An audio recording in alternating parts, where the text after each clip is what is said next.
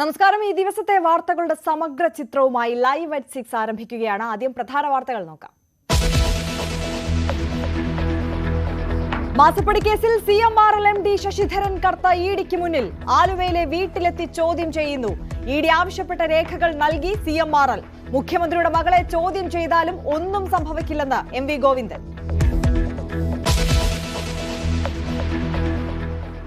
നടിയെ ആക്രമിച്ച കേസിൽ കോടതിയിൽ നിന്ന് ഉയർന്നത് രൂക്ഷ വിമർശനങ്ങൾ. ദിലീപിന്റെ വാദങ്ങൾ നിലനിൽക്കില്ലെന്ന ഹൈക്കോടതി ഡിവിഷൻ ബെഞ്ച്. നടപടിക്രമങ്ങളും സാക്ഷിമൊഴികളും അറിയാൻ അതിജീവിതയ്ക്ക് അവകാശമുണ്ട്. നിഷ്പക്ഷ അന്വേഷണവും അതിജീവിതയുടെ സ്വകാര്യതയും ഉറപ്പുവരുത്തണമെന്ന് കോടതി. ആരോപണ കൊടുങ്കാറ്റിൽ വടകര. ഷാഫിയുടെ അറിവോടെയാണ് സൈബർ ആക്രമണമെന്ന് KK ശൈലജ. ആഭ്യന്തര വകുപ്പിന്റെ പരാജയമെന്ന് KK രമ. CPMന്റെ നുണബോംബെന്ന് സതീശൻ. 102 മണ്ഡലങ്ങളിൽ കൊട്ടിക്കലാശം. തമിഴ്നാട്ടിലടക്കം വിധിയെഴുത്ത് മറ്റന്നാൾ. പാർട്ടി പറഞ്ഞാൽ അമേഠിയിൽ മത്സരിക്കുമെന്ന് രാഹുൽ ഗാന്ധി.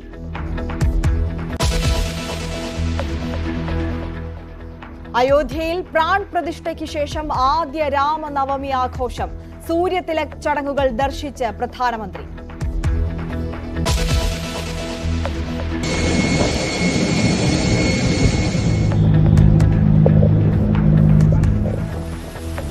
UAEയിൽ പെരുമഴയ്ക്ക് ശമനം. പെയ്തത് ചരിത്രത്തിലെ ഏറ്റവും വലിയ മഴ. വിമാനങ്ങൾ റദ്ദാക്കി. പല സ്ഥലത്തും ഗതാഗത തടസ്സം.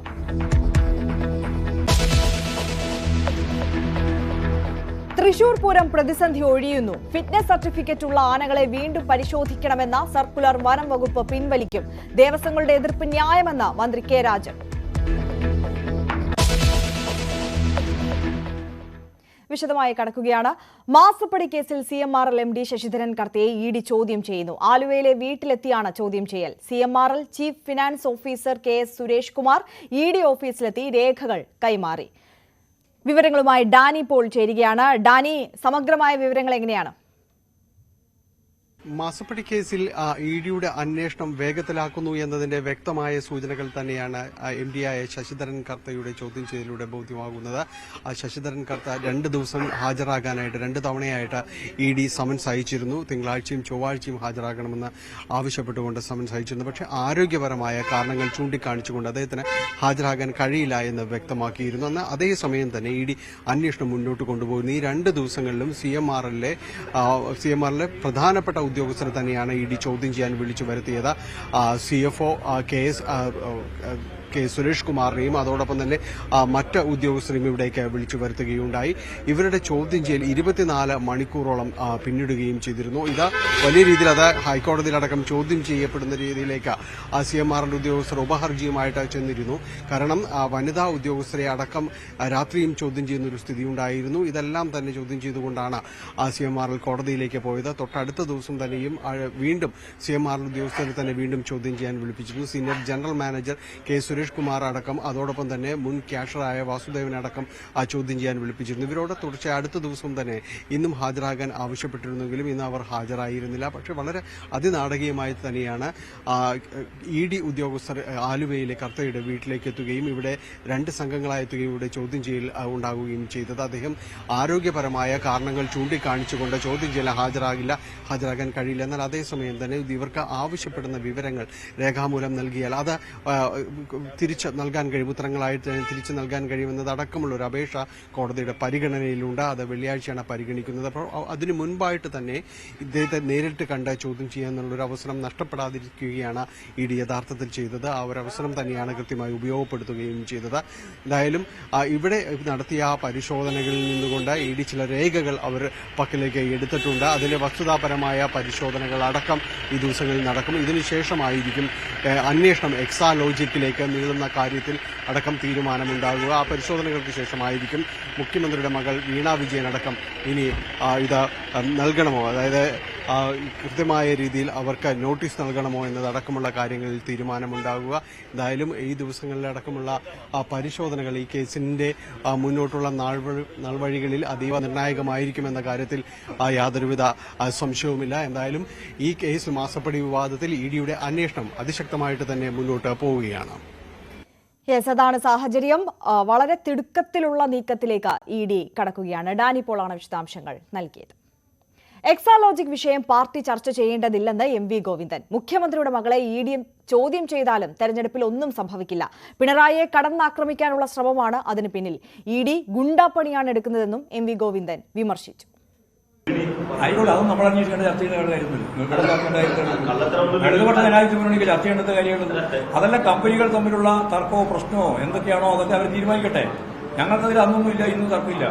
ഞങ്ങൾക്കുള്ള ഒറ്റ കാര്യം, അതിന്റെ പേരും പറഞ്ഞ് പിണറായി വിജയൻ എന്ന CPIM നേതാവിനെയും മുഖ്യമന്ത്രിയെയും അതിലേക്ക് കടന്നു ചെല്ലാൻ നടത്തുന്ന ഒരു ശ്രമത്തെയും അന്നും അംഗീകരിക്കില്ല, ഇന്നും അംഗീകരിക്കില്ല, നാളെയും അംഗീകരിക്കില്ല. ഇതാണ് നമ്മുടെ അടുത്ത നിലപാട്.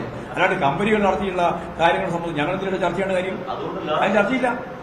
അതാ ഞാൻ പറഞ്ഞത്, ഏത് കമ്പനിയെ സംബന്ധിച്ചും ഞങ്ങളിവിടെ ചർച്ച ചെയ്യുന്നില്ല. ഞങ്ങൾ ചർച്ച ചെയ്യേണ്ട കാര്യം. നടിയെ ആക്രമിച്ച കേസിൽ ദിലീപിനെതിരെ ഹൈക്കോടതി ഡിവിഷൻ ബെഞ്ച്. മെമ്മറി കാർഡ് പരിശോധനാ കേസിലെ മൊഴിപ്പകർപ്പ് അതിജീവിതയ്ക്ക് നൽകരുതെന്ന ദിലീപിന്റെ ആവശ്യത്തിൽ കഴമ്പില്ല. 8ാം പ്രതി ദിലീപിന്റെ വാദം സാധൂകരിക്കാനാകില്ല. നടപടിക്രമങ്ങളും സാക്ഷിമൊഴികളും എന്തെന്നറിയാനുള്ള അവകാശം അതിജീവിതയ്ക്കുണ്ട്. ഡിവിഷൻ ബെഞ്ചിന്റെ വിധി പ്രസ്താവത്തിലെ വിധിപ്പകർപ്പ് പുറത്തുവന്നു. ആജ്ഞ രവീന്ദ്രന്റെ റിപ്പോർട്ട് കാണാം. മെമ്മറി കാർഡ് ചോർന്നതിലെ അന്വേഷണ റിപ്പോർട്ടിന്റെ മൊഴിപ്പകർപ്പ് അതിജീവിതയ്ക്ക് നൽകരുതെന്ന് ആവശ്യപ്പെട്ട് ദിലീപ് ഹൈക്കോടതിയിൽ സമർപ്പിച്ച ഹർജിയാണ് തള്ളിയത്. കഴിഞ്ഞ ദിവസമാണ് സിംഗിൾ ബെഞ്ച് മെമ്മറി കാർഡിലെ അന്വേഷണ റിപ്പോർട്ടിന്റെ മൊഴിപ്പകർപ്പ് അതിജീവിതയ്ക്ക് നൽകാൻ ഉത്തരവിട്ടത്.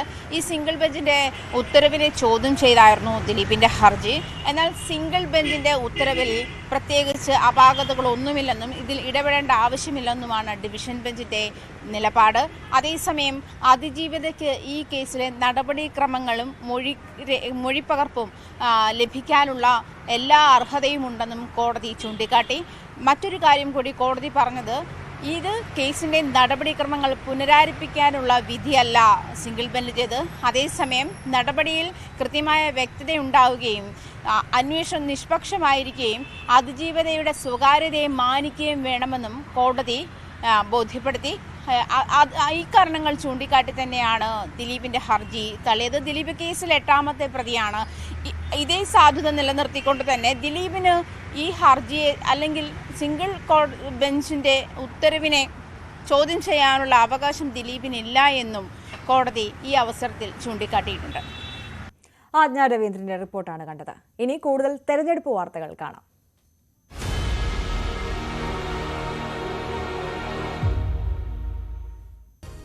Political Grand Finale, co-presented by Berger Paints, 100 Years of Trust, powered by ICL FinCorp. ICL FinCorp, the intelligent choice. Educational partners, IBIS Group of Educational Institutions. ഇനി കണ്ണടച്ചല്ല, കണ്ണ് തുറന്ന് സ്വപ്നം കാണാം. IBIS-ലൂടെ Indian Institute of Commerce, Lakshya. Join Indian Institute of Commerce, ലക്ഷ്യ. 21ാം വയസ്സിൽ life is സെറ്റിൽ. ലോക്സഭയിലേക്കുള്ള ആദ്യഘട്ട വോട്ടെടുപ്പിന്റെ പരസ്യ പ്രചാരണം അവസാനിച്ചു. റോഡ് ഷോയും റാലിയും ഒക്കെയായി പ്രചാരണത്തിന്റെ അവസാന മണിക്കൂറുകളിലും രാഷ്ട്രീയ പാർട്ടികൾ ആവേശം തീർത്തു. ആദ്യഘട്ട വോട്ടെടുപ്പ് നടക്കുന്ന അസമിലും ത്രിപുരയിലുമായിരുന്നു പ്രധാനമന്ത്രി പങ്കെടുത്ത റാലികൾ. പശ്ചിമ യുപിയിൽ നടന്ന റോഡ് ഷോയിൽ പ്രിയങ്ക ഗാന്ധി പങ്കെടുത്തു.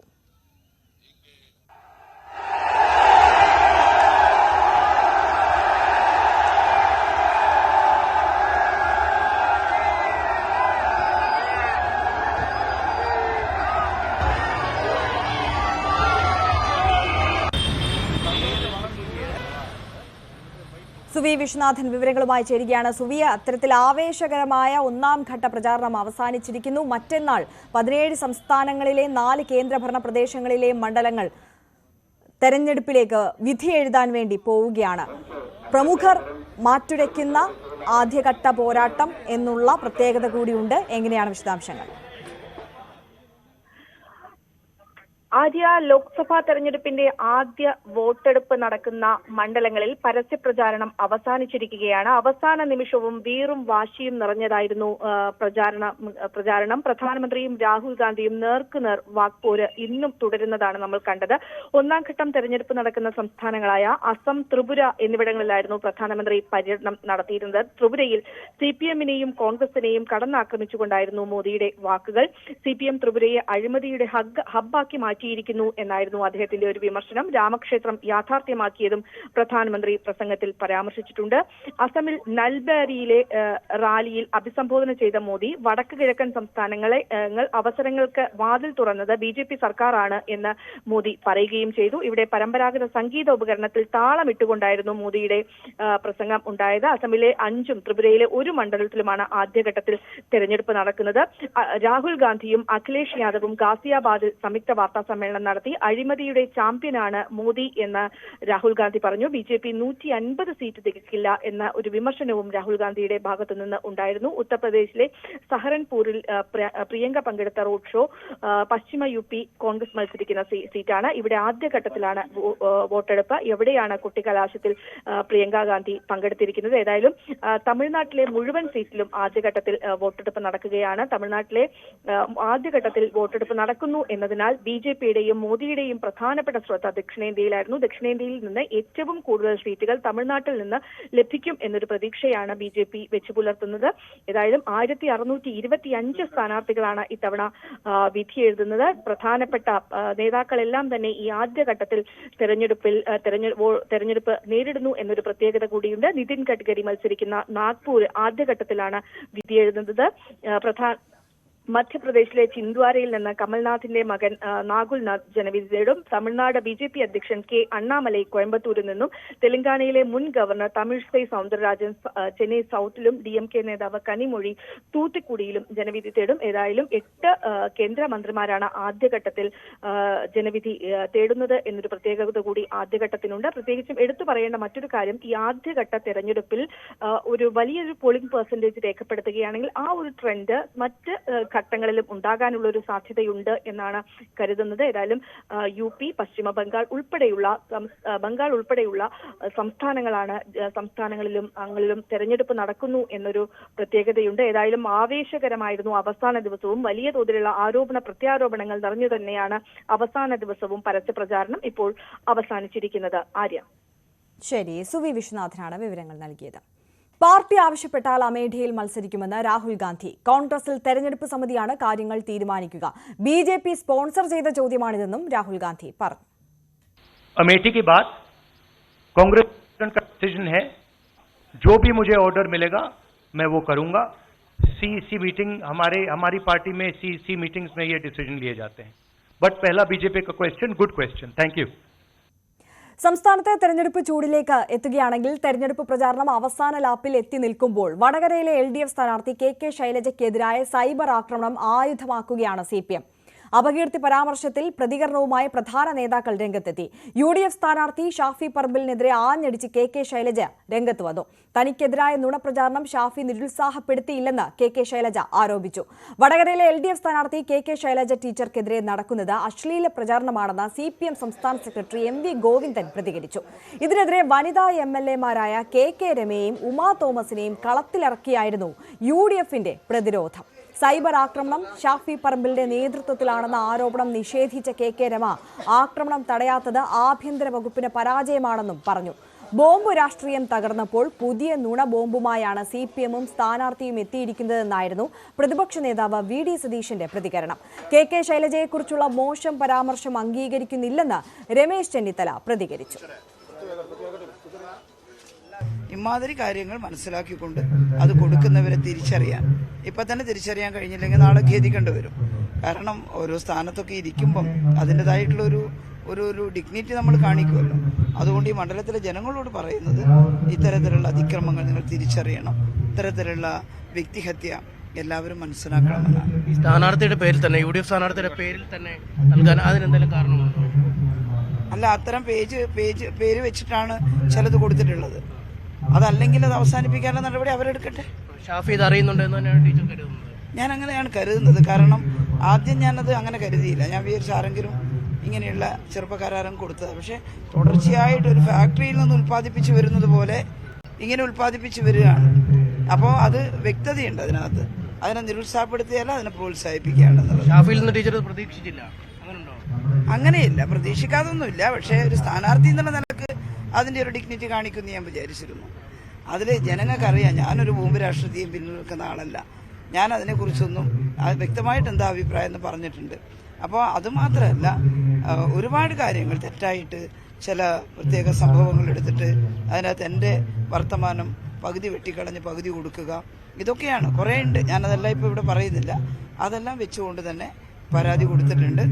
ഞാൻ ഇലക്ഷൻ കമ്മീഷനൊക്കെ പരാതി കൊടുത്തിട്ടുണ്ട്. അതൊക്കെ എൻ്റെ നടപടി വരട്ടെ. പക്ഷെ ഞാൻ ഈ നിയോജക മണ്ഡലത്തിലെ പ്രിയപ്പെട്ട ജനങ്ങളോടാണ് പറയുന്നത്. എന്നെ നിങ്ങൾക്കറിയാം, ഞാനിവിടെ ആരോഗ്യമന്ത്രിയായിരിക്കുമ്പം ഓരോ പ്രതിസന്ധി ഘട്ടങ്ങളിലും ആരുടെയും രാഷ്ട്രീയം നോക്കിയിട്ടല്ല, ജനങ്ങളുടെ കൂടെ നിന്ന് ഒരു മന്ത്രി എന്താണോ ചെയ്യേണ്ടത് ആ കടമ നിർവഹിക്കാൻ ശ്രമിച്ചിട്ടുണ്ട്. ഞാൻ MP ആയാലും അങ്ങനെ തന്നെയാണ്, ജനങ്ങളുടെ കൂടെ നിന്ന് ചെയ്യും. അല്ല, അതൊരു വലിയ ഗൗരവമായ ഒരു വിഷയമാണ്. കാരണം ഞങ്ങളെപ്പോലെ പൊതുരംഗത്ത് നിൽക്കുന്ന സ്ത്രീകൾ വളരെ കാലമായി ഇത് നേരിട്ടുകൊണ്ടിരിക്കുകയാണ്.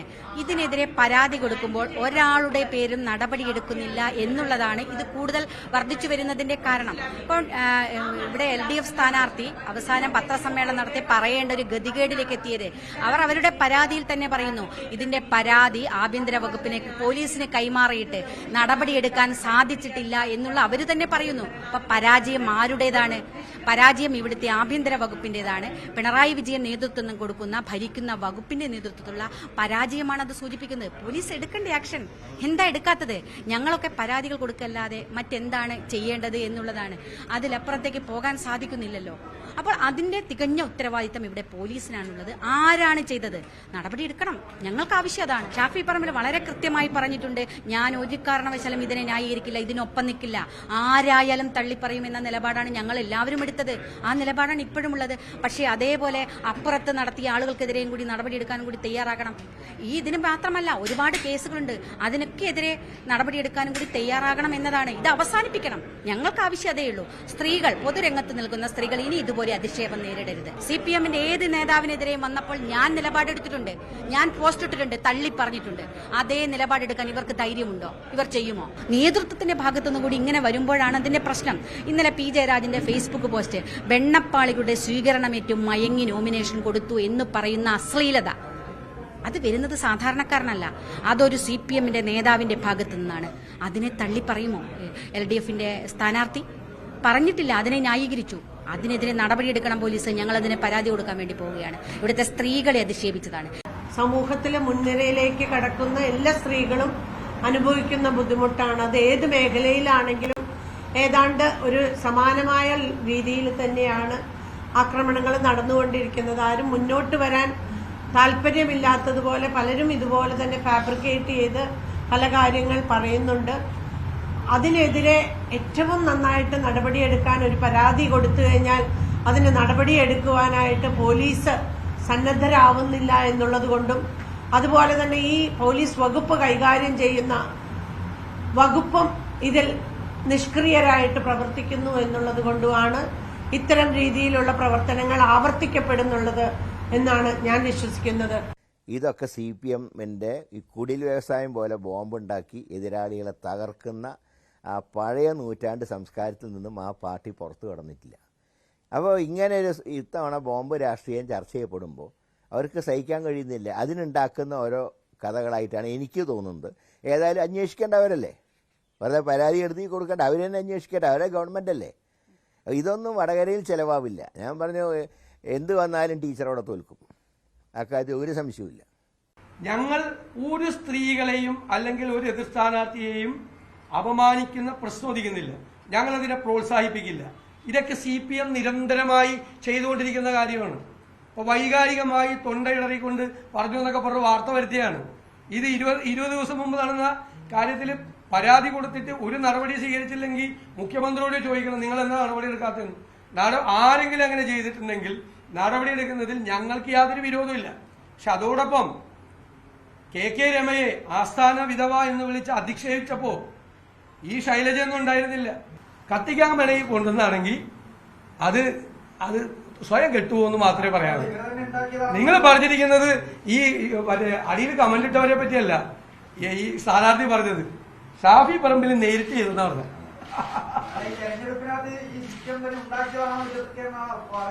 എറണാകുളത്ത് ഉണ്ടാക്കിയത് CPM തന്നെയായിരുന്നു. അത് അവസാനം മനസ്സിലായതുകൊണ്ട് ഇട്ടിട്ട് ഓടി. അവരെന്ത് ചെയ്യാൻ പഠിക്കാത്തവരാണെന്ന്. സ്വന്തം പാർട്ടി സെക്രട്ടറിയുടെ കട്ടിലിന്റെ അടിയിൽ കൊണ്ട് ക്യാമറ വെച്ചവര് പിന്നെ എന്താ ചെയ്യാൻ പഠിക്കാത്തത്? ശൈലജ ടീച്ചർക്കെതിരായിട്ട് വന്ന സൈബർ ആക്രമണം, അശ്ലീല ആക്രമണമാണ് യഥാർത്ഥം നടക്കുന്നത്. വടകര നിയോജക മണ്ഡലത്തിൽ ഇടതുപക്ഷ ജനാധിപത്യ മുന്നണി സ്ഥാനാർത്ഥി ബഹുദൂരം മുന്നിലാണെന്ന് മനസ്സിലാക്കിയിട്ട് അവസാനം വന്ന UDF സ്ഥാനാർത്ഥിയും അദ്ദേഹത്തിന്റെ കൂട്ടാളികളും ചേർന്നാണ് രാഷ്ട്രീയം പറഞ്ഞിട്ട് യാതൊരു കാര്യമില്ല, നല്ല രാഷ്ട്രീയമുള്ള മണ്ഡലം തന്നെയാണ് വടകര. അതുകൊണ്ട് അശ്ലീലം അടിസ്ഥാനപ്പെടുത്തിയിട്ട് ഒരു വിജയം നേടാൻ സാധിക്കുമെന്നുള്ള തെറ്റായ പ്രതീക്ഷയിലാണ് അവർ ഈ വർക്ക് നടത്തിയിട്ടുള്ളത്. അതിനെതിരായി ഇപ്പോഴും ടീച്ചർ തന്നെ ഇലക്ഷൻ കമ്മീഷൻ ഉൾപ്പെടെയുള്ളവർക്ക് അപേക്ഷ നൽകിയിട്ടുണ്ട്, പരാതി. ആ പരാതി പരിഹരിക്കണം. കേട്ടുകേൾവിയില്ലാത്ത രീതിയിലാണ് മോർഫ് ചെയ്ത ശൈലജ ടീച്ചറുടെ ഫോട്ടോ കുടുംബ ഗ്രൂപ്പുകളിലേക്ക് തന്നെ അയച്ചു കൊടുത്തു. വളരെ അവമാനകരമായ കാര്യമാണ്.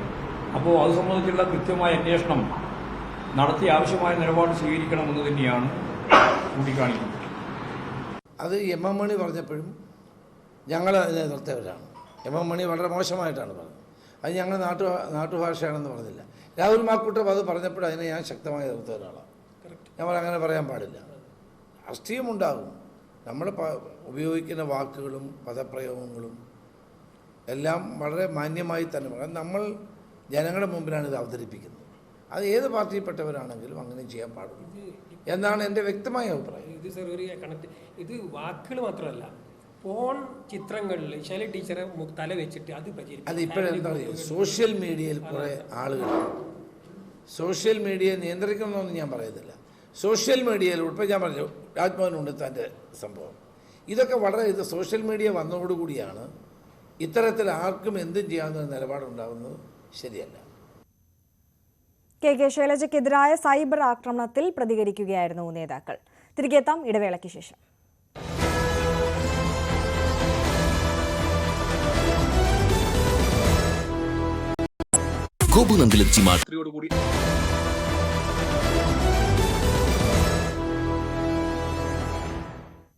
തിരികെ വാർത്തകളിലേക്ക്. ഇരട്ട വോട്ട് ആരോപണത്തിൽ തെരഞ്ഞെടുപ്പ് കമ്മീഷനിൽ നിന്ന് നീതി ലഭിച്ചില്ലെന്ന് അടൂർ പ്രകാശ്. ഇരട്ട വോട്ട് ഒഴിവാക്കരുതെന്ന് ഉദ്യോഗസ്ഥർക്ക് രഹസ്യ നിർദ്ദേശം. കേന്ദ്ര തെരഞ്ഞെടുപ്പ് കമ്മീഷനെ സമീപിക്കുമെന്നും കോടതിയിൽ നിന്ന് അനുകൂല തീരുമാനം പ്രതീക്ഷിക്കുന്നതായും അടൂർ പ്രകാശ് പറഞ്ഞു. തെരഞ്ഞെടുപ്പ് കമ്മീഷൻ പറഞ്ഞതനുസരിച്ച് യഥാർത്ഥത്തിൽ ഇവിടെ കാര്യങ്ങൾ നടപ്പാക്കേണ്ട ഉദ്യോഗസ്ഥന്മാരാണ്. ആ ഉദ്യോഗസ്ഥന്മാരെ സംബന്ധിച്ചിടത്തോളം അത് നടപ്പാക്കാതെ അവരെ മുമ്പോട്ട് പോവുകയാണ്. അത് നടപ്പാക്കുന്നില്ല എന്ന് പറയുമ്പോൾ ഒരു രഹസ്യമായ ഒരു കച്ചവടം ഇവിടെ നടക്കുകയാണ്. കാരണം ഈ ഉദ്യോഗസ്ഥന്മാരെ സംബന്ധിച്ചിടത്തോളം ബഹുഭൂരിപക്ഷം വരുന്ന ആളുകൾ എന്ന് പറയുന്നത് CPM-മായി ബന്ധപ്പെട്ട ഉദ്യോഗസ്ഥന്മാരാണ് ഇതിന്റെ പൂർണ്ണ ചുമതല വഹിക്കുന്നത്. ആ ഉദ്യോഗസ്ഥന്മാർക്ക് വാക്കാൽ കൊടുത്തിരിക്കുന്ന നിർദ്ദേശം, നിങ്ങൾ ഒരു കാരണവശാലും വോട്ടേഴ്സ് ലിസ്റ്റിൽ നിന്ന് ആളുകളെ ഒഴിവാക്കാൻ പാടില്ല എന്നുള്ള നിർദ്ദേശമാണ് കൊടുത്തിട്ടുള്ളത്. അപ്പൊ അതനുസരിച്ച് അവർ ചെയ്യുന്നു. നീതി എല്ലാവർക്കും കിട്ടണം. ഒരാൾക്ക് വോട്ട് ചെയ്യാനുള്ള അവകാശമുണ്ട് എങ്കിൽ അത് അയാൾക്ക് കിട്ടണം. അതിനകത്തൊന്നും ഒരു തർക്കവുമില്ല. UDF സ്ഥാനാർത്ഥിയുടെ ആരോപണത്തിനെതിരെ LDF സ്ഥാനാർത്ഥി രംഗത്ത് വന്നു. തെരഞ്ഞെടുപ്പ് കമ്മീഷൻ തള്ളിയ ആരോപണം കോടതിയും തള്ളുമെന്നാണ് അടൂർ പ്രകാശിന് LDF സ്ഥാനാർത്ഥി V. ജോയിയുടെ മറുപടി. പരാജയം ഉറപ്പായതോടെ അടൂർ പ്രകാശ് മുൻകൂർ ജാമ്യം എടുക്കുകയാണെന്നും V. ജോയി വിമർശിച്ചു. കോടതി ആധികാരികമായി എടുക്കുന്നത് ഇലക്ഷൻ കമ്മീഷന്റെ വാദത്തെ ആയിരിക്കും. അങ്ങനെയാണെങ്കിൽ ഇതും കളക്ടർ തള്ളിയതുപോലെ തന്നെ ഈ കേസും കോടതി പരിശോധിച്ച് തള്ളിക്കളയാനാണ് സാധ്യത. അങ്ങനൊരു വസ്തുത ഇല്ലാത്തത് തള്ളിക്കളയുമെന്ന് തന്നെയാണ് ഞാൻ പ്രതീക്ഷിക്കുന്നത്. തെരഞ്ഞെടുപ്പ് കമ്മീഷൻ നീതി ലഭിക്കുന്നില്ല, ഉദ്യോഗസ്ഥർ മനഃപൂർവ്വം ഇടപെട്ടത് ഇങ്ങനെ ചെയ്യുന്നതാണെന്ന് അദ്ദേഹത്തിന്റെ പരാതി. അതുകൊണ്ടാണ് കോടതി പോയെന്ന് പറയുന്നത്. അല്ല, കോടതി കൂടി പരിശോധിക്കട്ടെ. ഞങ്ങൾക്ക് അതിനകത്ത് വേറെ ഒരു ഭയമോ അല്ലെങ്കിൽ ഒരു ആശങ്കയോ ഒന്നും ഞങ്ങൾക്കില്ല. ഞങ്ങൾ നേരായ വഴിയിലാണ് പോകുന്നത്. ഞങ്ങൾ നേരായ കാര്യങ്ങളാണ് ചെയ്യുന്നത്. തിരുവനന്തപുരം ലോക്സഭാ മണ്ഡലത്തിൽ മരിച്ച 4500 വോട്ടർമാരുടെ പേരുകൾ വരെ പട്ടികയിൽ ഉൾപ്പെട്ടിട്ടുണ്ടെന്ന് LDF തെരഞ്ഞെടുപ്പ് സമിതി ചെയർമാൻ M. വിജയകുമാർ. തെരഞ്ഞെടുപ്പിന് മുൻപ് തന്നെ പരാതി ഉന്നയിക്കുന്നതിനുള്ള അവസരം എല്ലാ രാഷ്ട്രീയ പാർട്ടികൾക്കും നൽകിയിരുന്നു. പക്ഷേ അപ്പോൾ നിശബ്ദരായിരുന്നവർ പരാജയ ഭീതി മുന്നിൽ കണ്ടാണ് രാഷ്ട്രീയ പ്രേരിതമായ ഇരട്ട വോട്ട് ആരോപണം ഉന്നയിച്ച് രംഗത്തെത്തിയിരിക്കുന്നതെന്നും M. വിജയകുമാർ News 18നോട് പ്രതികരിച്ചു. വസ്തുതകൾ മനസ്സിലാക്കിക്കൊണ്ട് കാര്യങ്ങൾ കാണാതെ ഇങ്ങനെ ഉള്ള ആക്ഷേപങ്ങൾ ഈ ഇലക്ഷന്റെ ടൈമിൽ ഉന്നയിക്കുന്നത് അവർക്ക് ഒരു വിജയത്തെ സംബന്ധിച്ച് ഒരു പരാജയ ഭീതി ഉണ്ടാകുമ്പോൾ പലപ്പോഴും ഇങ്ങനെ പറയാറുണ്ട്, കുഴപ്പമാണ്, ആ കുഴപ്പമാണ്, ഈ കുഴപ്പമാണ്. പൊളിറ്റിക്കലല്ല എൻ്റെ ഒരു അവസ്ഥ. ഇങ്ങനെയുള്ള കുഴപ്പങ്ങളാണ് എന്ന് പരാജയ ഭീതിയിൽ നിന്ന് പറയുന്ന അനുഭവങ്ങൾ പലപ്പോഴും ഉണ്ടായി. അതായത് ഈ രണ്ടാം സ്ഥാനത്തേക്ക് എത്താനുള്ള സാധ്യതയും ഇല്ല എന്നൊരു വിലയിരുത്തൽ അതുകൊണ്ടുണ്ടാകുന്ന അത് വളരെ വ്യക്തമാണ്. ഇപ്പോൾ ഇലക്ഷൻ തിരുവനന്തപുരം പാർലമെന്റിനെ സംബന്ധിച്ച് എനിക്ക് വളരെ വ്യക്തമായിട്ട് ഇപ്പോൾ പറയാൻ കഴിയും, ഇതുവരെയുള്ളതല്ല. കേരളത്തിൽ BJP 2 അക്കത്തിൽ ജയിക്കുമെന്ന് പ്രതിരോധ മന്ത്രി രാജ്നാഥ് സിംഗ്. കോൺഗ്രസ്, കമ്മ്യൂണിസ്റ്റ് എന്നിവയിൽ പൊതുജനത്തിന്റെ വിശ്വാസം നഷ്ടപ്പെട്ടു. കേരളത്തിൽ കോൺഗ്രസും CPM-ഉം തമ്മിൽ തല്ലുന്നു. ഡൽഹിയിൽ കെട്ടിപ്പിടിക്കുന്നു. റബ്ബർ കർഷകരുടെ പ്രതിസന്ധി BJP പരിഹരിക്കും. കേരളത്തിൽ ക്രമസമാധാന നില മോശമാണ്. കേരളത്തിൽ പഠിക്കാനുണ്ടാക്കിയ കേന്ദ്രങ്ങളിൽ പോലും സമാധാനമില്ല. CMRL, സഹകരണ ബാങ്കുകൾ എന്നിവയിൽ ശക്തമായ അന്വേഷണം നടത്തുമെന്നും രാജ്നാഥ് സിംഗ് പറഞ്ഞു. हम लोग इसकी सख्ती के साथ जांच कराएंगे और अब तक स्कैम करने वालों के करीबी 90 करोड़ रुपए की संपत्ति को अटैच हो चुकी है और मैं एश्योर करना चाहता हूं हमारी गवर्नमेंट आएगी तो आपका पैसा जो स्कैम में चला गया है उसे हम वापस कराएंगे. मेरे ब्रदर्स एंड सिस्टर्स, कांग्रेस या लेफ्ट, जो लोग केरला में मजबूत रहे तो केरला को डिस्ट्रॉय करने से कोई नहीं रोक सकता. हमें कम से कम इतना मजबूत, इतना पावरफुल हमको बना दीजिए. തൃശൂരിൽ പത്മജ ഇഫക്റ്റ് ഇല്ലെന്ന് മണ്ഡലത്തിലെ UDF സ്ഥാനാർത്ഥി K. മുരളീധരൻ. കോൺഗ്രസിന് കൂടുതൽ വനിതാ വോട്ടർമാരുടെ പിന്തുണ ഇത്തവണ ഉണ്ട്. ക്രൈസ്തവ സഭകളുടെ വോട്ട് BJPക്ക് കിട്ടില്ല. തൃശൂരിൽ എതിർ സ്ഥാനാർത്ഥികൾ ഇരുവരും ശക്തരെന്നും K. മുരളീധരൻ ന്യൂസ് 18നോട് പ്രതികരിച്ചു. മത്സരം കടുക്കുമല്ലോ, സ്വാഭാവികമായിട്ട് 3 മുന്നണികളുടെ ശക്തമായിട്ടുള്ള മത്സരം വരുമ്പോൾ മത്സരം കടുക്കും. അതിൽ മത്സരം സോഫ്റ്റ് ആവണോ ഹാർഡ് ആവണോ നമ്മളല്ല തീരുമാനിക്കുക, അത് സ്ഥാനാർത്ഥികളെ ആശ്രയിച്ചിരിക്കുന്നു. അപ്പോൾ LDFിൻ്റെയും UDFിൻ്റെയും NDAയുടെയും സ്ഥാനാർത്ഥികളൊക്കെ വളരെ അറിയപ്പെടുന്ന ആളുകളാണ്. അതുകൊണ്ട് തന്നെ സ്വാഭാവികമായിട്ടും മത്സരം കടുക്കും. പെട്ടെന്ന് വന്ന സുരേഷ് ഗോപി 28% വോട്ട് വാങ്ങി. അപ്പോൾ അദ്ദേഹം ഇവിടെ തന്നെ നിന്ന് പ്രവർത്തിക്കുമ്പോൾ അത് 34 എത്തിക്കുക എന്നൊക്കെയുള്ള കാൽക്കുലേഷനാണ് അവർക്കുണ്ടായിരുന്നത്. പക്ഷേ അത് 30-31% ഒരിക്കലും ഇനി കൂടാൻ പോകുന്നില്ല. അത് വിവിധ ചാനലുകൾ നടത്തിയ സർവേയിലൊക്കെ 30-31%. അതിൽ കൂടുതലൊന്നും ഇനി അവർക്ക് കിട്ടില്ല. അതിൽ കുറയാനാണ് സാധ്യത മുഴുവൻ. 1% പോലും ശരിയല്ല. ക്രൈസ്തവ സംഘടനകളൊന്നും അങ്ങനെ BJPയിലേക്ക് 1% പോലും ചാഞ്ഞിട്ടില്ല. അവർ പരമ്പരാഗതമായിട്ട് കോൺഗ്രസ്സിന് വോട്ട് ചെയ്യുന്നവരാണ്. അതുകൊണ്ട് തന്നെ ആ വോട്ട് ഇത്തവണ UDFന് തന്നെ കിട്ടുമെന്ന് എനിക്ക് 101% ഉറപ്പുണ്ട്. 1% പോലും ഇല്ല. കാരണം പത്മയ്ക്ക് ഇവിടെ നിന്ന് ആരെയും കൊണ്ടുപോകാൻ കഴിഞ്ഞിട്ടൊന്നുമില്ല. ഏതോ കുറച്ച് ആൾക്കാർ മാറി നിന്നവരൊക്കെ ഒരു കൂട്ടായിട്ട് പിടിച്ചിട്ട് 10-20 പേര് എന്നൊക്കെ പറഞ്ഞു. 10-20 പേരൊന്നുമില്ല, ആകെ 4-5 പേരേ ഉള്ളൂ.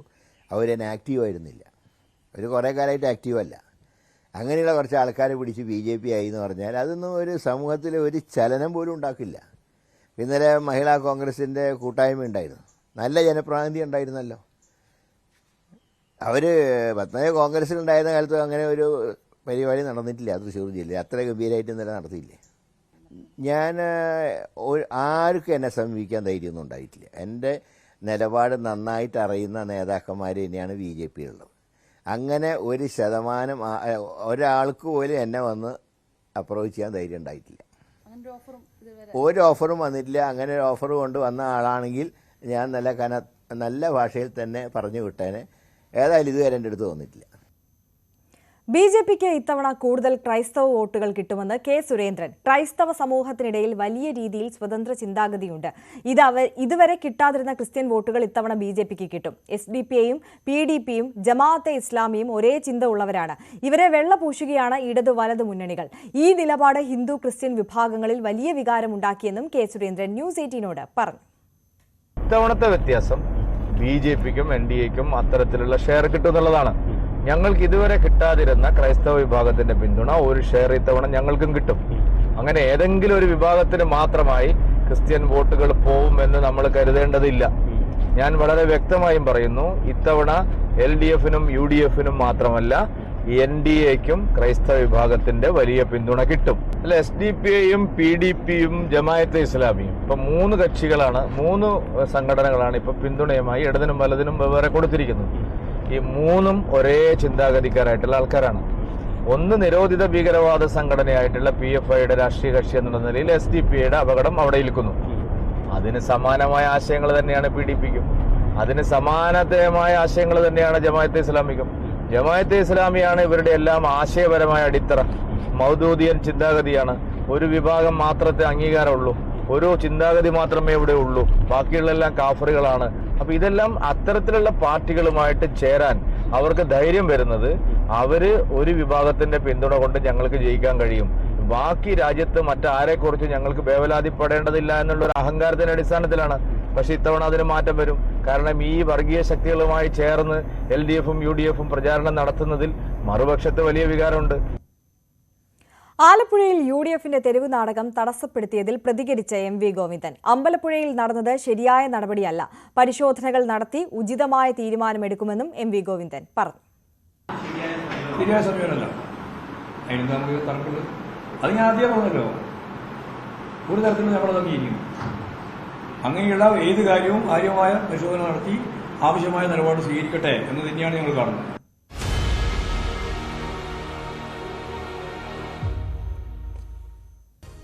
Political Grand Finale, co-presented by Berger Paints, 100 Years of Trust, powered by ICL FinCorp. ICL FinCorp, the intelligent choice. Educational partners, IBIS Group of Educational Institutions. ഇനി കണ്ണടച്ചല്ല, കണ്ണ് തുറന്ന് സ്വപ്നം കാണാം. IBIS-ലൂടെ Indian Institute of Commerce, Lakshya. Join Indian Institute of Commerce, Lakshya. 21ാം വയസ്സിൽ life is സെറ്റിൽ.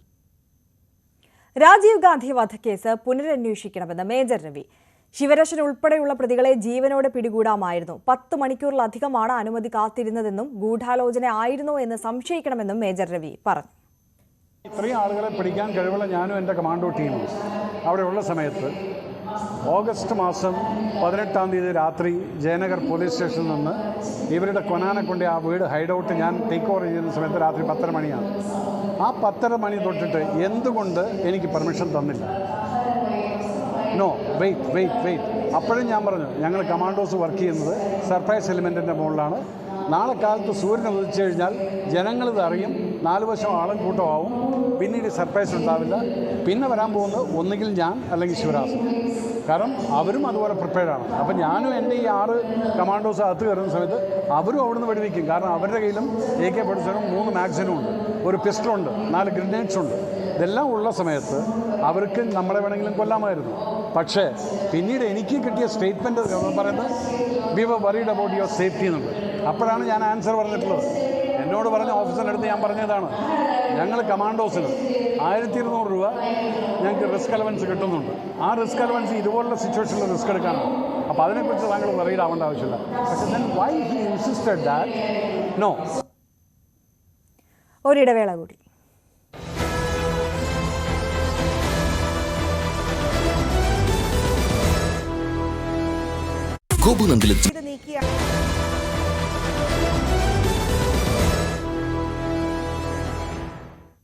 വാർത്തകളിലേക്ക്. രാജ്യം അപകടാവസ്ഥയിലെന്ന് മുഖ്യമന്ത്രി പിണറായി വിജയൻ. രാജ്യത്തെ മൂല്യങ്ങൾ തകർന്നു. രാജ്യത്തെ തകർച്ചയ്ക്ക് കാരണം BJP-യാണ്. BJP-യുടെ ആഭ്യന്തര ശത്രുക്കൾ ന്യൂനപക്ഷങ്ങളും കമ്മ്യൂണിസ്റ്റുകാരുമാണ്. മതരാഷ്ട്രമാണ് BJP-യുടെ അജണ്ടയെന്നും മുഖ്യമന്ത്രി വിമർശിച്ചു. BJP അധികാരത്തിലേറിയതിനു ശേഷം ജനങ്ങൾ കൂടുതൽ ദുരിതത്തിലായി. നേരത്തെ കോൺഗ്രസ് നേതൃത്വത്തിൽ നടപ്പാക്കിയ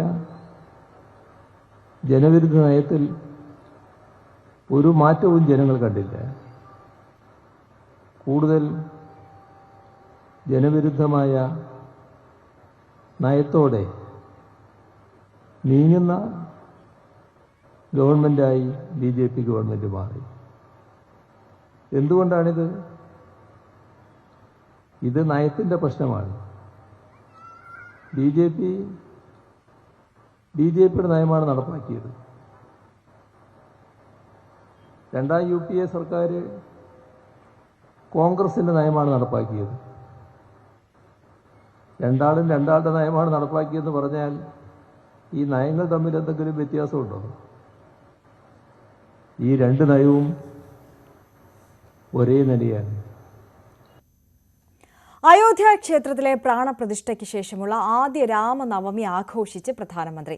അസമിൽ തെരഞ്ഞെടുപ്പ് റാലിക്ക് ശേഷം ഹെലികോപ്റ്ററിൽ ഇരുന്ന അയോധ്യ ക്ഷേത്രത്തിലെ സൂര്യതിലക് ചടങ്ങിന്റെ ദൃശ്യം ടാബിൽ കണ്ടു. രാംലല്ല വിഗ്രഹത്തിന്റെ നെറ്റിയിൽ സൂര്യരശ്മികൾ വീഴുന്നതാണ് സൂര്യതിലക്.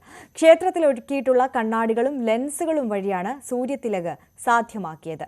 രാജ്യത്തെ എല്ലാ കുടുംബങ്ങൾക്കും പ്രധാനമന്ത്രി രാമനവമിയുടെ ആശംസകൾ നേർന്നു.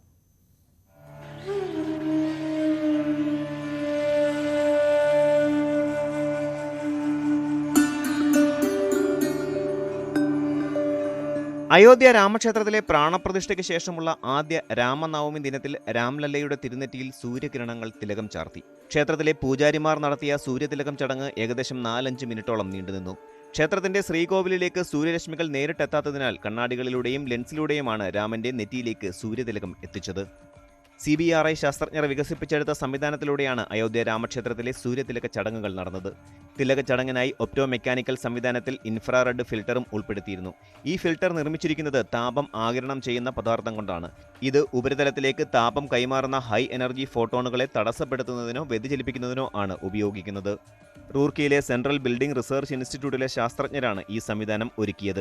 ലെൻസുകളും കണ്ണാടികളും ഉപയോഗിച്ചുള്ള ഈ സംവിധാനത്തിലൂടെ സൂര്യരശ്മികൾ ഒരു ബിന്ദുവിലേക്ക് കേന്ദ്രീകരിക്കുമ്പോൾ ഉണ്ടാകുന്ന തീവ്രമായ താപത്തെക്കുറിച്ച് ഇവർക്ക് നന്നായി അറിയാം. ഈ പ്രശ്നം പരിഹരിക്കാനാണ് ഇൻഫ്രാറെഡ് ഫിൽറ്റർ സ്ഥാപിച്ചത്. 1-ാം നിലയിലെ ഒരു ദ്വാരത്തിലൂടെയാണ് സൂര്യപ്രകാശം ഗർഭഗൃഹത്തിലേക്ക് പ്രവേശിക്കുന്നത്.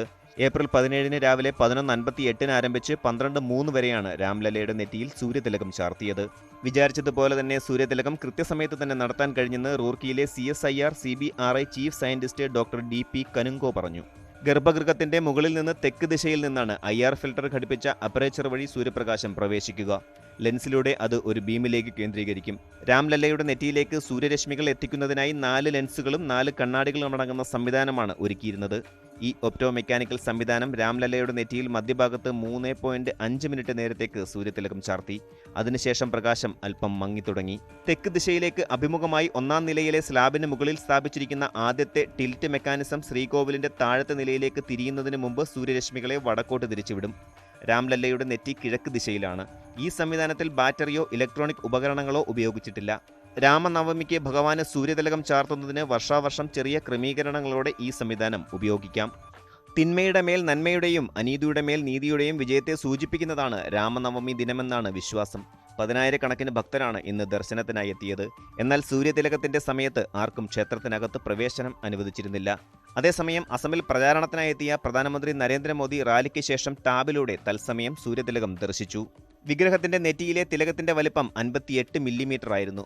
ബംഗളൂരു ആസ്ഥാനമായുള്ള ഇന്ത്യൻ ഇൻസ്റ്റിറ്റ്യൂട്ട് ഓഫ് ആസ്ട്രോഫിസിക്സും സ്വകാര്യ കമ്പനിയായ ഒപ്റ്റിക്സ് ആൻഡ് അലൈഡ് എൻജും CBRIയിലെ ശാസ്ത്രജ്ഞരുടെ സംഘവും ചേർന്നാണ് ഈ സംവിധാനം ഒരുക്കിയിരിക്കുന്നത്. CBRIയിൽ നിന്നുള്ള ഡോക്ടർ SK പനിഗർഹിയുടെ നേതൃത്വത്തിൽ doctor RS Bisht, professor R Pradeep Kumar തുടങ്ങിയ വിദഗ്ധരാണ് പദ്ധതിക്കായി പ്രവർത്തിച്ചത്. എല്ലാ വർഷവും ചൈത്രമാസത്തിലെ ശ്രീരാമനവമിയിൽ ഉച്ചയ്ക്ക് ഇത്തരത്തിൽ ചടങ്ങ് നടത്തും.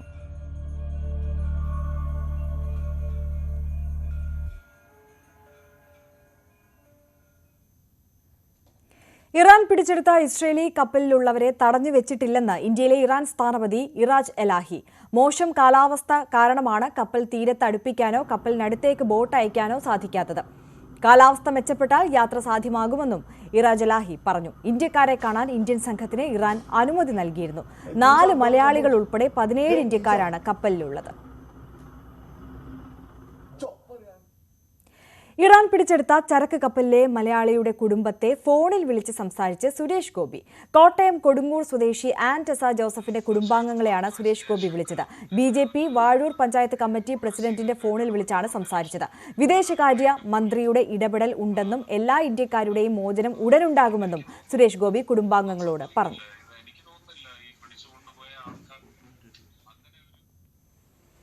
ഈ ആൻറ്റസ ജോസഫിൻ്റെ പിതാവ് ബിജു, ഭാര്യ ബീന എന്നിവരെയാണ് ഇന്ന് രാവിലെ സുരേഷ് ഗോപി ഫോണിൽ വീഡിയോ കോളിൽ വിളിച്ച് സംസാരിക്കുകയും ആശ്വസിപ്പിക്കുകയും ഒക്കെ ചെയ്തത്. BJPയുടെ അവിടുത്തെ പഞ്ചായത്ത് കമ്മിറ്റിയുടെ പ്രസിഡന്റായ ഹരികുമാറിൻ്റെ ഫോണിൽ വിളിച്ചുകൊണ്ടാണ് സംസാരിച്ചത്. യഥാർത്ഥത്തിൽ ഈ ബിജു പല പരാതിയും ഉന്നയിച്ചിരുന്നു. പ്രത്യേകിച്ച് ആദ്യം കേന്ദ്ര സർക്കാരിന് മുഖ്യമന്ത്രി പിണറായി വിജയൻ നൽകിയ കത്തിൽ ഈ ആൻറ്റസയുടെ പേരുണ്ടായിരുന്നില്ല എന്നതടക്കമുള്ള കാര്യങ്ങൾ ചൂണ്ടിക്കാട്ടിയിരുന്നു. വേണ്ട തരത്തിൽ ഷിപ്പിംഗ് കമ്പനി മാത്രമാണ് ഇടപെടുന്നത് എന്ന പരാതിയും ഉന്നയിച്ചിരുന്നു. BJPയുടെ മധ്യമേഖലാ അധ്യക്ഷൻ N. ഹരി ഈ വിഷയം സുരേഷ് ഗോപിയുടെ അടക്കം ശ്രദ്ധയിൽപ്പെടുത്തിയതോടുകൂടിയാണ് സുരേഷ് ഗോപി ഈ കുടുംബത്തെ വിളിച്ച് ആശ്വസിപ്പിക്കുകയും കേന്ദ്ര സർക്കാർ ഈ വിഷയത്തിൽ ഇടപെടുകയും ചെയ്തിട്ടുണ്ട് എന്ന് അറിയിച്ചത്. കേന്ദ്ര വിദേശകാര്യമന്ത്രി S. ജയശങ്കർ ഈ വിഷയത്തിൽ വേണ്ട ഇടപെടൽ നടത്തുന്നുണ്ട് എന്ന് സുരേഷ് ഗോപി കുടുംബാംഗങ്ങളെ അറിയിച്ചിട്ടുണ്ട്. എന്തായാലും ഒരു പരിധിവരെ വലിയൊരു ആശ്വാസമാകുന്നു കുടുംബത്തിന് ഈ ഫോൺ വിളി എന്നുള്ളതാണ് അവർ പ്രതികരിക്കുകയും ചെയ്തിട്ടുള്ളത്. ഈ വിഷയത്തിൽ വിവിധ തരത്തിലുള്ള ഇടപെടൽ ഇതിപ്പോൾ നയതന്ത്ര ബന്ധമുള്ള ഒരു രാജ്യം നടത്തിയ കപ്പൽ പിടിച്ചെടുക്കുന്ന നടപടി ആയതുകൊണ്ട് തന്നെ ഈ കുടുംബം ഒരൽപ്പം ആശ്വാസത്തിലാണ്. അതായത് കപ്പൽ കൊള്ളക്കാരൊന്നും അല്ലല്ലോ എന്നൊരു ആശ്വാസം ആ കുടുംബത്തെ സംബന്ധിച്ചുണ്ട്. വൈകാതെ മകൾ നാട്ടിലെത്തുമെന്ന പ്രതീക്ഷയാണ് അവർക്കുള്ളത്. ഇവർ തൃശ്ശൂർ സ്വദേശികളാണ്. ഈ ആൻടസയുടെ സഹോദരിയുടെ ജോലി ആവശ്യത്തിനാണ് കൊടുങ്ങൂരിൽ വന്ന് താമസിക്കുന്നത്. കഴിഞ്ഞ ഒരാഴ്ചയ്ക്ക് മുൻപാണ് ഇവർ കൊടുങ്ങൂരിൽ എത്തിയത് എന്നാണ് അവർ പറയുന്നത്. എന്തായാലും സുരേഷ് ഗോപിയുടെ ഇടപെടലിൻ്റെ ഒരു ആശ്വാസത്തിലാണ് ഈ കുടുംബമുള്ളത്. ജി ശ്രീജിത്തിന്റെ റിപ്പോർട്ടാണ് കണ്ടത്. UAE-യിൽ കനത്ത മഴയിലും വെള്ളപ്പൊക്കത്തിലും ദുരിതത്തിലായത് മലയാളികൾ അടക്കം ആയിരക്കണക്കിന് ആളുകളാണ്. ജനജീവിതം ഇനിയും സാധാരണ നിലയിലായിട്ടില്ല. ചില പ്രദേശങ്ങളിൽ മാത്രമാണ് പൊതുഗതാഗത സർവീസ് നടക്കുന്നത്. ഗൾഫിൽ വൈദ്യുതിയും ജലവിതരണവും തടസ്സപ്പെട്ടിരുന്നു. വിമാന സർവീസുകൾ പുനരാരംഭിച്ചിട്ടില്ല. 75 വർഷത്തിനിടയിലെ ഏറ്റവും വലിയ മഴയാണ് UAE-യിൽ അനുഭവപ്പെട്ടത്. ഒമാനിൽ മഴ തുടരുകയാണിപ്പോഴും. ഇവിടെ മരിച്ചവരുടെ എണ്ണം 18ആയി.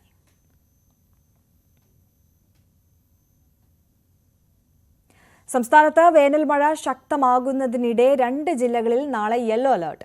കോഴിക്കോട്, വയനാട് ജില്ലകളിലാണ് മഴ മുന്നറിയിപ്പുള്ളത്. മറ്റന്നാളും ഒറ്റപ്പെട്ട ശക്തമായ മഴ തുടരുമെന്ന് മുന്നറിയിപ്പുണ്ട്.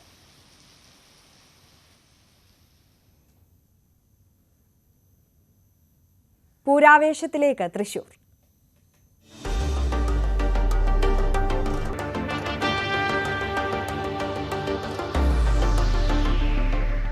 പൂരാരവം co-powered by Ponkathir food products. Ponkathir puttu soft ആകാൻ ഒരു ഗ്ലാസ് പുട്ടുപൊടിക്ക് ഒരു ഗ്ലാസ് വെള്ളം. Ponkathir food products, the brand of happiness. Amrit Veni hair elixir, സമൃദ്ധമായ മുടി ബയോടെക്നോളജിയിലൂടെ.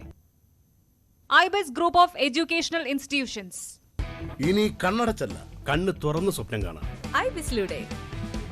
And NITC. ജനനന്മയ്ക്കായി ജനകീയ സ്ഥാപനം NITC, new India travel cooperative limited. Thrissur ഇനി പൂരലഹരിയിലേക്ക്. തൃശൂർ പൂരത്തിന്റെ ഭാഗമായുള്ള സാമ്പിൾ വെടിക്കെട്ട് ഇന്ന് നടക്കും. രാത്രി 7:30 തിരുവമ്പാടി വിഭാഗം വെടിക്കെട്ടിന് ആദ്യം തിരികൊളുത്തും. തുടർന്ന് പാറമേക്കാവും. പാറമേക്കാവിന് രാത്രി 7 മുതൽ 9 വരെയും തിരുവമ്പാടിക്ക് 7 മുതൽ 8:30 വരെയുമാണ് സമയം അനുവദിച്ചിരിക്കുന്നത്.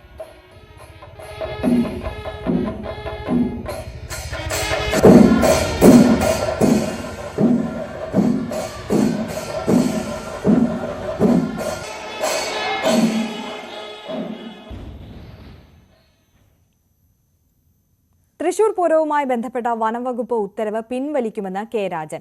12ാമത്തെ നിബന്ധനയായി പറയുന്ന ആനകളുടെ റീവേരിഫിക്കേഷൻ ഒഴിവാക്കും. റീവേരിഫിക്കേഷൻ ഒഴിവാക്കിയുള്ള പുതിയ ഉത്തരവ് ഉടൻ പുറത്തിറക്കുമെന്നും മന്ത്രി കെ രാജൻ പറഞ്ഞു. ആന ഉടമകൾക്ക് ആശങ്കയുണ്ടെങ്കിൽ കേൾക്കാൻ സർക്കാർ തയ്യാറാണ്. ഉത്തരവിന് പിന്നിലെ ഉദ്യോഗസ്ഥ ഇടപെടലും സർക്കാർ പരിശോധിക്കുമെന്നും കെ രാജൻ പ്രതികരിച്ചു. അതാത് ഘട്ടങ്ങളിൽ വളരെ ഗൗരവത്തോടു കൂടി തന്നെ പൊതുപെരുമാറ്റച്ചട്ടം നിലനിൽക്കുമ്പോഴും വളരെ ഗൗരവത്തോടു കൂടി തന്നെ തിരുവമ്പാടി, പാറമേക്കാവ് ഉൾപ്പെടെയുള്ള ദേവസ്വങ്ങളുടെ നേതൃത്വത്തിൽ, കൊച്ചിൻ ദേവസ്വം ബോർഡിൻ്റെ ഒക്കെ നേതൃത്വത്തിൽ നടക്കുന്ന പൂരത്തിൽ അവരുടെ കൂടി അഭിപ്രായം മാനിച്ചുകൊണ്ട് ആ പ്രവർത്തനങ്ങളുമായി ബന്ധപ്പെട്ട് മുന്നോട്ട് പോവുകയാണ്. ഇപ്പോൾ ഇവിടെ ഇന്നലെ വൈകുന്നേരത്തോടു കൂടി CCF-മായി ബന്ധപ്പെട്ട് ഒരു സർക്കുലർ ഇറക്കിയിരുന്നു. ആ പ്രശ്നം ഇന്ന് രാവിലെ വനം വകുപ്പ് മന്ത്രിയുമായി നേരിട്ട് സംസാരിച്ചു. അതിൻ്റെ അടിസ്ഥാനത്തിൽ ഈ സർക്കുലറിൽ പറഞ്ഞിട്ടുള്ള 12ാമത്തെ കാര്യം, റീവെരിഫിക്കേഷൻ ഓഫ് ഫിറ്റ്നസ് സർട്ടിഫിക്കറ്റ്, ആ പോർഷൻ പൂർണ്ണമായും സർക്കുലറിൽ നിന്ന് മാറ്റാൻ വേണ്ടി ഗവൺമെൻറ് ആവശ്യമായിട്ടുള്ള നിർദ്ദേശം ഇപ്പോൾ നൽകും. അതുമായി ബന്ധപ്പെട്ട് വനം വകുപ്പ് മന്ത്രി തന്നെ നേരിട്ട് 12ാമത്തെ കോളം, 12ാമത്തെ ആവശ്യം, അതായത് റീവെരിഫിക്കേഷൻ എന്ന ആവശ്യം സർക്കുലറിൽ നിന്ന് മാറ്റണം എന്നാലോചിച്ചു. സ്വാഭാവികമായിട്ടും തിരുവമ്പാടി, പാറമേക്കാവ് ദേവസ്വങ്ങൾ ശ്രദ്ധയിൽപ്പെടുത്തിയ ഒരു കാര്യം 12ഉം 13ഉമാണ്. 12 മാറ്റപ്പെടുന്ന സാഹചര്യത്തിൽ പിന്നെ 13-ന് കാര്യമായ പ്രസക്തി ഉണ്ടാകില്ല. കോടതി പറഞ്ഞ സുരക്ഷാ മാനദണ്ഡങ്ങളെല്ലാം പാലിക്കുമ്പോൾ തന്നെ അനാവശ്യമായ ഒരു വെരിഫിക്കേഷൻ കൂടി വേണം എന്ന നിർദ്ദേശം ഇപ്പോൾ പിൻവലിച്ച് ആവശ്യമായിട്ടുള്ള സൗകര്യങ്ങൾ ഒരുക്കും. ഒരു തർക്കവും ഇതുമായി ബന്ധപ്പെട്ടില്ല. പൂരപ്രേമികളും സംഘാടകരുമായി അതത് സമയങ്ങളിൽ ആലോചിച്ച് ഏതെങ്കിലും വിധത്തിലുള്ള പ്രയാസങ്ങളുണ്ടെങ്കിൽ അത് പരിഹരിച്ച് പൂരം നല്ലതുപോലെ നടത്തണം എന്ന് തന്നെയാണ് ഗവൺമെന്റിന്റെ ധാരണ. തൃശൂർ പൂരത്തിന് ആനകളെ വിട്ടു നൽകുന്ന കേരള എലിഫന്റ് ഓണേഴ്സ് ഫെഡറേഷൻ വനംവകുപ്പിന്റെ ആദ്യത്തെ സർക്കുലർ പിൻവലിച്ചപ്പോൾ തന്നെ ഈ തീരുമാനമെടുത്തതാണ്. ആനയെ വിട്ടു നൽകില്ലെന്ന നിലപാട് തങ്ങൾ എടുത്തിട്ടില്ലെന്നും ഫെഡറേഷൻ ഭാരവാഹികൾ പറഞ്ഞു. ഗവൺമെന്റ് എല്ലാ കാര്യങ്ങളും ശരിയാക്കി തരാമെന്ന് പറഞ്ഞിട്ടുണ്ട്. എല്ലാ കാര്യങ്ങളും ശരിയാവും. പൂരം അതിഗംഭീരമായി നടത്താൻ സാധിക്കും. തീർച്ചയായിട്ടും സന്തോഷം. അതെ, ഇത് ഞങ്ങളുടെ തിരുവമ്പാടി ദേവസ്വത്തിൻ്റെയോ പാറമേക്കാവ് ദേവസ്വത്തിൻ്റെയോ മാത്രം പൂരമല്ല, ജനങ്ങളുടെ മൊത്തം പൂരമാണ്. അമേരി സർക്കാരിൻ്റെയൊക്കെ ഒരു ആവശ്യമാണ് ലോകപ്രശസ്തമായ തൃശ്ശൂർ പൂരം നടക്കുക എന്നുള്ളത്. അപ്പോൾ അതിൽ ഇത്തരം ആശങ്ക ഉളവാക്കുന്ന കാര്യത്തിലുള്ള തീരുമാനങ്ങൾ ഒരിക്കലും ഉണ്ടാവാൻ പാടില്ല. ഇപ്പോൾ വെടിക്കെട്ടുമായി ബന്ധപ്പെട്ടും പല പ്രശ്നങ്ങൾ അവിടെ പറയുകയുണ്ടായിട്ടുണ്ട്. ഇത്ര പണിക്കാരെ അവിടെ പാടുള്ളൂ തുടങ്ങി പല പ്രശ്നങ്ങളും ഉണ്ട്. അതെല്ലാം ഇപ്പോൾ ബഹുമാനപ്പെട്ട മിനിസ്റ്റർ പറഞ്ഞ മാതിരി അവരതിൽ ഇടപെട്ട് സർവ്വ പ്രശ്നങ്ങളും പരിഹരിക്കാം എന്ന് ഞങ്ങൾക്ക് ഉറപ്പ് നൽകിയിട്ടുണ്ട്. അതുകൊണ്ട് എല്ലാം വളരെ ഭംഗിയായിട്ട് നടക്കും എന്ന ശുഭാപ്തി വിശ്വാസം ഞങ്ങൾക്കുണ്ട്. തൃശൂർ പൂരത്തോടനുബന്ധിച്ച് ഹെലികോപ്റ്ററുകൾക്കും ഹെലി ക്യാമ്പുകൾക്കും നിരോധനം. ശനിയാഴ്ച വരെ വടക്കുംനാഥ ക്ഷേത്ര മൈതാനത്തിന് മുകളിലും സ്വരാജ് റൌണ്ടിന് മുകളിലും നിരോധനം തുടരും. എയർ ഡ്രോൺ, ജിമ്മി ജിഗ് ക്യാമറകൾ, ലേസർ ഗൺ എന്നിവയ്ക്കും നിരോധനം ബാധകമാണ്. ആനകളുടെയും മറ്റ് കാഴ്ചകൾ മറയ്ക്കുന്ന വലിയ ട്യൂബ് ബലൂണുകൾ, ഉച്ചത്തിലുള്ള ശബ്ദങ്ങൾ പുറപ്പെടുവിക്കുന്ന വിസിലുകൾ, വാദ്യങ്ങൾ, മറ്റുപകരണങ്ങൾ എന്നിവയ്ക്കും നിരോധനം ഏർപ്പെടുത്തി. സംസ്ഥാനത്ത് കൂടുതൽ AC ബസ്സുകൾ വാങ്ങുമെന്ന് മന്ത്രി കെ.ബി. ഗണേഷ് കുമാർ. ജൂൺ മാസത്തോടെ നിരത്തിലിറങ്ങും. ട്രെയിൻ ചാർജിനേക്കാൾ കുറഞ്ഞ നിരക്കിലാണ് ചാർജ് ഈടാക്കുകയെന്നും മന്ത്രി പറഞ്ഞു. അതെല്ലാം തീർച്ചയായിട്ടും അതെല്ലാം ചെയ്യുന്നുണ്ട്. ഞാൻ ഈ ഒന്നാമത് ഡ്രൈവർമാരും കണ്ടക്ടർമാരും വന്ന് വിശ്രമിക്കുന്ന സ്ഥലങ്ങളെല്ലാം എയർ കണ്ടീഷൻ ചെയ്യാൻ. കാരണം അവർ നല്ല രീതിയിൽ കിടന്ന് ഉറങ്ങിയാൽ മാത്രമേ വിശ്രമിച്ചാലേ പിന്നെ ഡ്രൈവിംഗ് നന്നാവുള്ളൂ. അതുകൊണ്ട് പാപ്പനംകോട് അടക്കം തിരുവനന്തപുരത്താണ് ഏറ്റവും കൂടുതൽ ഡ്രൈവർമാർ വന്ന് ഹാൾട്ട് ചെയ്യുന്ന സ്ഥലങ്ങളിലെല്ലാം ഇപ്പൊ കരുനാഗപ്പള്ളിയിലൊരു ഡോർമെട്രി അവിടുത്തെ MLA-മാരുടെ സഹായത്തോടെ മുൻ MLA ഇപ്പോഴത്തെ MLA അത് എയർ കണ്ടീഷൻ ചെയ്യാണ്. അങ്ങനെ എല്ലാ സ്ഥലത്തെയും ഡ്രൈവർമാരും കണ്ടക്ടർമാരെയും താമസ സൗകര്യങ്ങൾ അവർക്ക് ലേഡീസിനും ജെന്റ്സിനും വേറെ എയർ കണ്ടീഷൻഡ് ആയിട്ടുള്ള അവർക്ക് വിശ്രമിക്കാനുള്ള സൗകര്യങ്ങൾ ഉണ്ടാക്കുന്നുണ്ട്. ഈ ഡ്യൂട്ടിയെ സംബന്ധിച്ച് ഈ റോഡ് പണി നടക്കുന്നുണ്ട്, വലിയ ബ്ലോക്കാണ്. അത് പരിശോധിച്ച് വേണ്ടത് ചെയ്യും. KSRTCയിൽ എല്ലാ ദിവസവും ബ്രത്ത് അനലൈസർ പരിശോധന ഉണ്ടാകുമെന്ന് ഗതാഗത മന്ത്രി കെ.ബി. ഗണേഷ് കുമാർ പറഞ്ഞു. ഇക്കാര്യത്തിൽ കർശന നിബന്ധനയാണ്. അപകടങ്ങൾ ഇല്ലാതാക്കുകയാണ് ലക്ഷ്യമെന്നും ഗണേഷ് കുമാർ പറഞ്ഞു. അതിന് ഒരുപാട് ചർച്ചകളൊന്നുമില്ല. ഇത് പിടിച്ചു കഴിഞ്ഞാൽ പിന്നെ തെളിവാണ്. അതുകൊണ്ട് എല്ലാ ഡിപ്പോകളിലേക്കും ബ്രത്ത് അനലൈസർ വാങ്ങുകയാണ്. രാവിലെ ഡ്യൂട്ടിക്ക് വരുമ്പോൾ ഡ്രൈവർമാരും കണ്ടക്ടർമാരും മാത്രമല്ല, സ്ത്രീകൾ ഒഴിച്ചുള്ള മറ്റ് സ്റ്റാഫുകളും മെക്കാനിക്കുകളും ബ്രത്ത് അനലൈസർ ഉപയോഗിച്ച് കൂടണം. ഓഫീസിലിരുന്നു കൊണ്ടോ വർക്ക്ഷോപ്പിലോ മദ്യപിച്ചുകൊണ്ട് ജോലി ചെയ്യാൻ ഇനി അനുവദിക്കത്തില്ല. എല്ലാ ദിവസവും പരിശോധിക്കും. ട്രിപ്പിൽ വണ്ടി കയറി റെയിൽവേയിലുണ്ട്. റെയിൽവേ ലോക്കോ പൈലറ്റ്സിനെ പരിശോധിക്കാറുണ്ട്, ഫ്ലൈറ്റിൽ പോകുന്ന പൈലറ്റുമാരെ പരിശോധിക്കാറുണ്ട്. കാരണം വണ്ടിയിലിരിക്കുന്ന 10-60 പേരുടെ ജീവിതം മാത്രമല്ല, റോഡിൽ നിൽക്കുന്ന ആയിരക്കണക്കിന് ആൾക്കാരുടെ ജീവനും വിലയുണ്ടെന്ന് വിശ്വസിക്കുന്നതുകൊണ്ടാണ് ഞങ്ങൾ ഇങ്ങനെ പരിഷ്കാരം നടപ്പിലാക്കിയത്. മറ്റുള്ളവർ മദ്യവെച്ച് വണ്ടി ഓടിച്ചാൽ അവരെ പോലീസ് പിടിക്കുകയും വലിയ ഫൈൻ അടിക്കുകയും ലൈസൻസ് റദ്ദാക്കുകയും ചെയ്യുമ്പോൾ KSRTCക്ക് അതിനൊരു എക്സംഷൻ കൊടുക്കുന്നത് ശരിയല്ല. മദ്യവെച്ച് ഡ്രൈവിംഗ്, മൊബൈൽ ഫോൺ ഉപയോഗിച്ചുള്ള ഡ്രൈവിംഗ്, ഇത് രണ്ടും ഈ സംസ്ഥാനത്ത് ഒരുപാട് അപകടങ്ങൾ ഉണ്ടാക്കുന്നുണ്ട്. ഇതിൽ കർശന നിലപാടാണ്. അത് ഒരു വിട്ടുവീഴ്ച എല്ലാ യൂണിയൻസും ഞങ്ങളോട് സഹകരിക്കുന്നുണ്ട്. അവർക്ക് ആർക്കും ഇതിനകത്ത് ഒരെതിരെ എല്ലാ മദ്യവെച്ച് വണ്ടി ഓടിക്കാൻ ജീവനക്കാരെ അനുവദിക്കണമെന്ന് ഒരു യൂണിയൻകാരും അവരുടെ നേതാക്കന്മാരോ എന്നോട് ആവശ്യപ്പെട്ടിട്ടില്ല. മറ്റന്നാൾ രാഷ്ട്രീയ നിലപാട് പ്രഖ്യാപിക്കുമെന്ന് മുൻ കേരള കോൺഗ്രസ് നേതാവ് സജി മഞ്ഞക്കടമ്പിൽ. ഇടതുമുന്നണിക്കൊപ്പമാണോ NDAയ്ക്കൊപ്പമാണോ പിന്തുണ നൽകുക എന്ന് മറ്റന്നാൾ അറിയിക്കും. NDA മുന്നണിയിലേക്ക് പോകാനുള്ള സാഹചര്യവും നിലവിലുണ്ടെന്ന് സജി മഞ്ഞക്കടമ്പിൽ പറഞ്ഞു. കരുവന്നൂർ വിഷയത്തിൽ കേന്ദ്രത്തിനെതിരെ MV ഗോവിന്ദൻ. തെറ്റായ കാര്യങ്ങളാണ് പ്രധാനമന്ത്രി കേരളത്തിൽ പ്രചരിപ്പിക്കുന്നത്. കരുവന്നൂരിൽ ലക്ഷക്കണക്കിന് കൊള്ളയാണ് നടക്കുന്നതെന്ന് പ്രചരിപ്പിക്കുന്നു. സംസ്ഥാന ക്രൈംബ്രാഞ്ച് കണ്ടെത്തിയതിൽ നിന്ന് ഒരടി മുന്നോട്ട് പോകാൻ സെൻട്രൽ ഏജൻസികൾക്ക് കഴിഞ്ഞിട്ടില്ലെന്നും MV ഗോവിന്ദൻ പറഞ്ഞു. അവിടെ നടന്ന പ്രശ്നങ്ങളിൽ സംസ്ഥാന ക്രൈംബ്രാഞ്ച് കണ്ടെത്തിയതിൽ നിന്ന് ഒരടി മുന്നോട്ടേക്ക് പോകാൻ EDക്കോ മറ്റ് ഏജൻസികൾക്കോ ഇതുവരെ കഴിഞ്ഞിട്ടില്ല. അപ്പോൾ രാഷ്ട്രീയ വേട്ടയ്ക്ക് വേണ്ടി ഇന്ത്യൻ പ്രധാനമന്ത്രി ഉപയോഗിക്കുന്ന ഒരു ബാങ്കിലെ വളരെ ചുരുക്കം സംഭവവുമായിട്ട് ബന്ധപ്പെട്ട് ബാക്കിയെല്ലാം കൈകാര്യം ചെയ്ത് പോവുകയാണ്. എല്ലാവരെയും കൃത്യമായി ജയിലടക്കാൻ സാധിച്ചതാണ്. തെറ്റായ നിലപാട് സ്വീകരിക്കുന്ന ഒന്നിനെയും വെച്ചു ഉറപ്പിക്കില്ല എന്നുള്ള സമീപനമാണ് ഗവൺമെന്റിൻ്റേത്. ഞങ്ങൾ പാർട്ടി എന്ന രീതിയിൽ ഒരു തരത്തിലും അതിന് തെറ്റായ ഒരു സമീപനത്തിനും അംഗീകരിക്കുകയും കൊടുക്കുകയും ചെയ്യില്ല. എന്നിട്ട് ഒന്നും അറിയാതെ മോദി ഇതെല്ലാം തന്നെ വമ്പിച്ച കൊള്ളയാണെന്നും ലക്ഷക്കണക്കിന് കോടി ഉറുപ്പിയുടെ വലിയ കൊള്ളയാണ് സഹകരണ മേഖലയിൽ നടക്കുന്നത് എന്നും പ്രചരിപ്പിക്കുക. അതാ ഞാൻ പറഞ്ഞ ഇന്ത്യൻ പ്രധാനമന്ത്രിയുടെ ഒരു റേഞ്ച് സാധാരണ ഇവിടെയുള്ള ഒരു RSകാരനും പറയാൻ മടിക്കുന്നതിന്റെ അപ്പുറത്ത് പറയാൻ തുടങ്ങിയിരിക്കുന്നു. സൗദി ജയിലിൽ വധശിക്ഷയ്ക്ക് വിധിക്കപ്പെട്ട അബ്ദുൾ റഹീമിനെ രക്ഷിക്കാൻ നടത്തിയ പ്രയത്നം സിനിമയാക്കുമെന്ന് ബോബി ചെമ്മണ്ണൂർ. സംവിധായകൻ ബ്ലസിയുമായി ആദ്യഘട്ട ചർച്ച നടത്തി. 3 മാസത്തിനകം ഷൂട്ടിംഗ് ആരംഭിക്കുമെന്നും ബോബി ചെമ്മണ്ണൂർ പറഞ്ഞു. ഇനി നോക്കാം സ്വർണം വെള്ളി നിരക്കുകൾ. കവിത ഗോൾഡ് ആൻഡ് ഡയമണ്ട്സ് ഇന്നത്തെ സ്വർണം വെള്ളി നിരക്കുകൾ നിങ്ങൾക്കായി സമർപ്പിക്കുന്നത്. വലിയ സ്വപ്നങ്ങൾ, വലിയ സന്തോഷങ്ങൾ, വലിയ collection. Kavitha gold and diamonds. സ്വർണം 22 ക്യാരറ്റ് ഗ്രാമിന് 6780 രൂപ, പവന് 54,240 രൂപ. സ്വർണം 18 ക്യാരറ്റ് ഗ്രാമിന് 5690 രൂപ, പവന് 45,520 രൂപ. വെള്ളി ഗ്രാമിന് 90 രൂപ, കിലോഗ്രാമിന് 90,000 രൂപ. കവിത ഗോൾഡ് ആൻഡ് ഡയമണ്ട്സ് ഇന്നത്തെ സ്വർണം വെള്ളി നിരക്കുകൾ നിങ്ങൾക്കായി സമർപ്പിക്കുന്നത്. വലിയ സ്വപ്നങ്ങൾ, വലിയ സന്തോഷങ്ങൾ, വലിയ collection. Kavitha gold and diamonds. Live at 6 പൂർണ്ണമാകുന്നു. നമസ്കാരം.